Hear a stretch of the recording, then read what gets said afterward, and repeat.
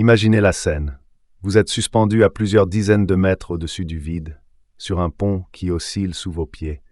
Votre cœur bat à tout rompre, vos mains sont moites, et soudain, une personne croise votre regard. Est-ce l'amour qui vous fait trembler, ou simplement la peur?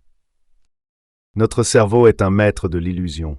Il interprète parfois les signaux de stress ou de danger comme des signes d'attirance romantique.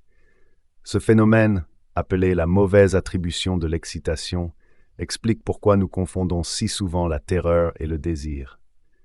Aujourd'hui, nous allons explorer cette étrange mécanique cérébrale et découvrir comment elle influence nos relations, nos choix et même nos souvenirs les plus intimes.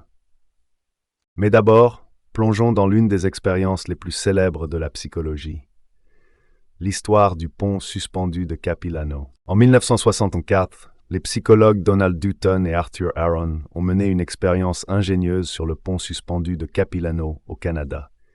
Ce pont haut et instable provoque une réaction de stress chez ceux qui l'empruntent.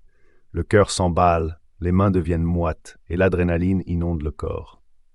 Les chercheurs ont demandé à de jeunes hommes de traverser ce pont. À mi-chemin, une femme les abordait pour leur poser quelques questions, puis leur donnait son numéro de téléphone au cas où ils voudraient en savoir plus sur l'étude. Résultat, les hommes qui avaient traversé le pont suspendu, et donc étaient en état de stress, étaient bien plus susceptibles de l'appeler ensuite que ceux qui avaient traversé un pont stable et sécurisé. Pourquoi? Parce que leur cerveau avait mal interprété les symptômes physiques du stress. Les palpitations et l'excitation étaient attribuées à l'attirance pour la femme et non à la peur de tomber. Cette confusion est ce qu'on appelle la mauvaise attribution de l'excitation.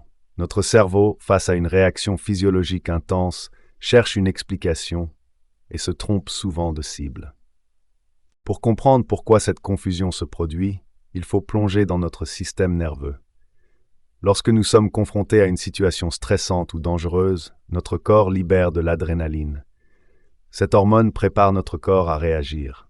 Le cœur s'accélère, la respiration devient plus rapide et nos sens s'aiguisent. C'est la fameuse réaction de combat ou fuite. Mais voici le problème.